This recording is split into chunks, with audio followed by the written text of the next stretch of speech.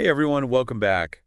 We're doing a deep dive into electricity today, but we're going to try to make it a bit more exciting than just reading a textbook. So get ready to swap those equations for some football analogies because we're heading to Old Trafford to see if we can understand electricity by thinking about it like a Manchester United match. We've got our diagrams and notes ready to go. It'll be like analyzing a game, but for electrons and circuits. Think you're ready for kickoff. Sounds like a fun challenge. I'm game if you are. All right, let's start with something basic. Electrical charge. Imagine that electric atmosphere at Old Trafford. You've got two rival teams ready to face off. That's kind of like positive and negative charges. They're these fundamental forces that are always interacting, attracting, or repelling. Just like players on the pitch. What do you think? It's a brilliant analogy. Think about it. Opposite players are drawn to each other trying to win the ball, but they can't occupy the same space at the same time. Similarly, opposite charges attract, well, like charges repel.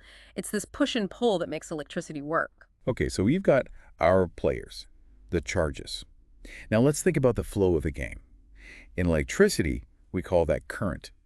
Picture a fast-paced match. Manchester United passing the ball smoothly down the field. That's like a strong electrical current, a steady flow of charge. But what happens when the other team puts up a tough defense, making it hard to move the ball? That's where resistance comes in, right? Absolutely. Resistance is all about how much that flow of charge is slowed down. Imagine a pristine pitch at Old Trafford, smooth, dry. Perfect for quick, crisp passes. That's like a good conductor, allowing current to flow easily with little resistance. Okay, so a good conductor is like a perfect pitch. Got it. Now, picture a muddy, uneven pitch, the kind that makes even the best players struggle. That's more like a resistor, something that hinders the flow of current. It's harder for the charge to get through. Interesting. So a good conductor is like a well-maintained pitch, and a resistor is like a muddy one. It makes you appreciate how the environment can impact things. We've got the players' charges, the flow of the game current, and the resistance, kind of like the opposing team defense. But what's the driving force? What pushes the team to score? That's where voltage comes in, right? You got it. Voltage is like the motivation, the drive of the team. Think of it as the energy that pushes those charges to move. High voltage is like Manchester United fired up for a big game, pushing forward with intensity. So a high voltage is like a team with a lot of energy, ready to take on anything. It makes me think of a coach like Sir Alex Ferguson, Right. really motivating the players. Yes, a high voltage power source is like a passionate coach pushing the current forward. Just like Sir Alex Ferguson's tactics and energy drove Manchester United to victory. A high voltage provides the push to overcome resistance and get the electrical game going. Love it. So we're building a whole football match here to understand electricity. We've got the players, the flow of the game, the defensive pressure, and now the coach's energy. What's next? Formations. Exactly. In football, formations are key to how a team plays. Similarly, in the world of electricity, we have series and parallel circuits, which are like different ways to organize the flow of charge. Okay, I'm intrigued.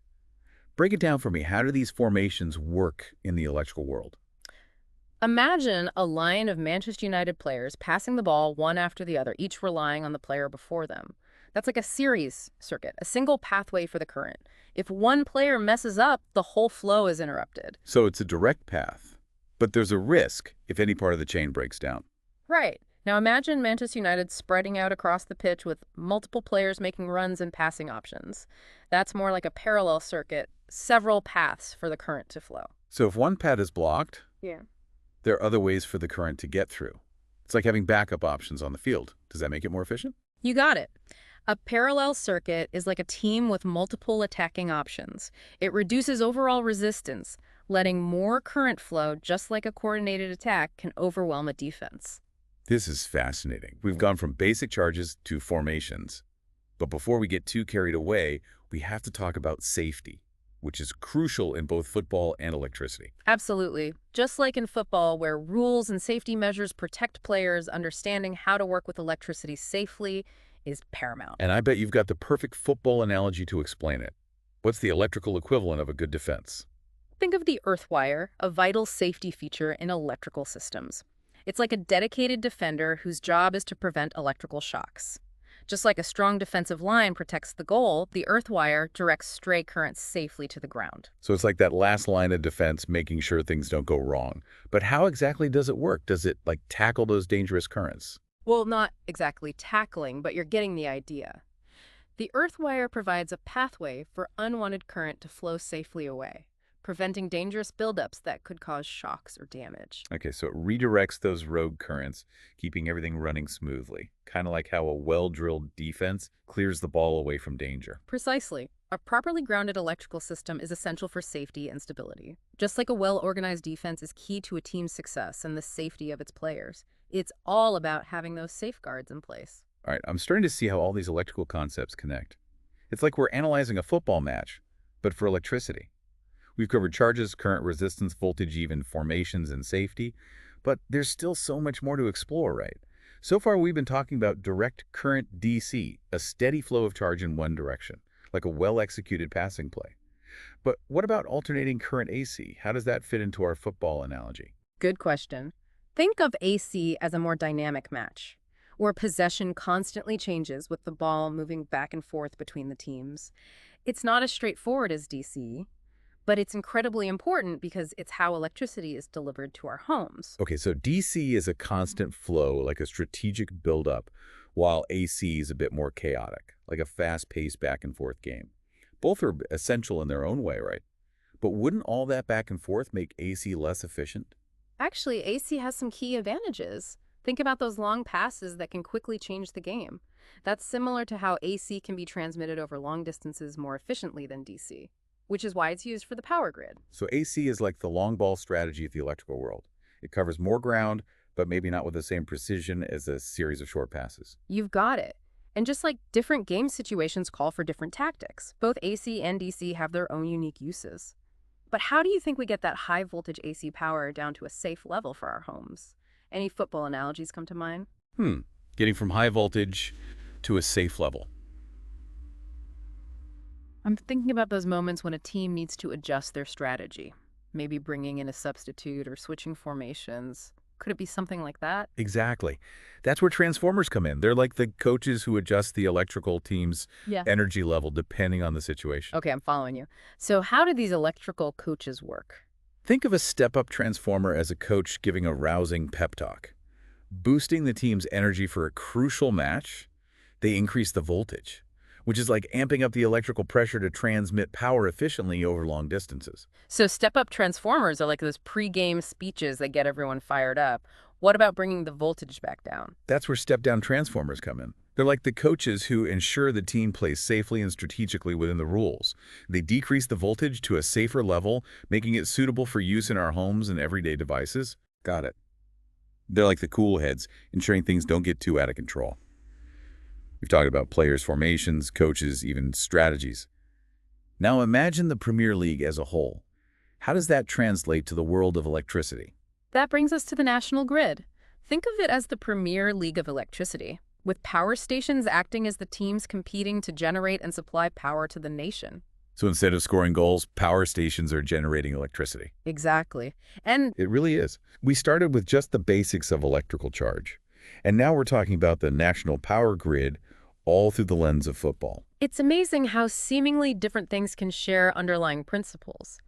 Using an analogy like football can make complex topics like electricity much more relatable and understandable.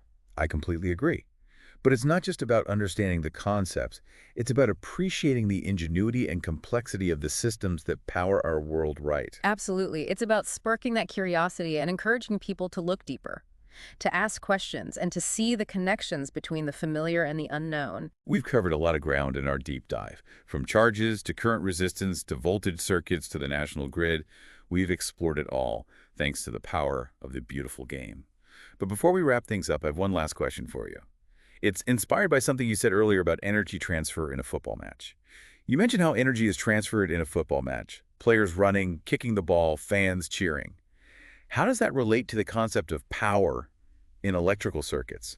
Is there an electrical equivalent to a powerful shot from, say, Bruno Fernandes? That's a great question. You're spot on connecting energy transfer to power. In football, a powerful shot is about transferring a lot of energy quickly to the ball. In electrical terms, power is about how much electrical energy is transferred per second. Okay, so the faster the energy transfer, the higher the power. Does that mean a high-power electrical device is like a player who can unleash those game-changing shots? Exactly. Think about a powerful appliance like an electric oven. It needs a lot of power to heat up quickly, Just like a powerful shot needs a lot of energy to send the ball flying towards the goal. So if we imagine the electrical current as the players moving the ball, then power is about how much force they're putting behind it. And just like different players have different strengths, different devices have different power requirements. Precisely. A small device like a phone charger needs less power than a large appliance like a washing machine. It's all about how much energy is needed to do the job. This is making so much more sense now. We've gone from basic electrical charges to understanding power and the national grid, all thanks to football. Who knew these two worlds had so much in common? It's quite fascinating, isn't it? Using analogies like football helps us break down these complex ideas and understand the principles behind electricity in a more intuitive way. It's all about making those connections and seeing the world in new and exciting ways. Absolutely. We've tackled some complex concepts, but by thinking about them through the lens of football, it's all become much clearer. And remember, this is just the start. There's so much more to discover about electricity. Keep that curiosity going, keep asking questions, and you'll be amazed at what you can learn. Well said. So that wraps up our deep dive into the world of electricity using Manchester United and the beautiful game as our guide. We hope you've enjoyed the journey and feel inspired to keep exploring the wonders of science and technology. Until next time, keep those brains buzzing.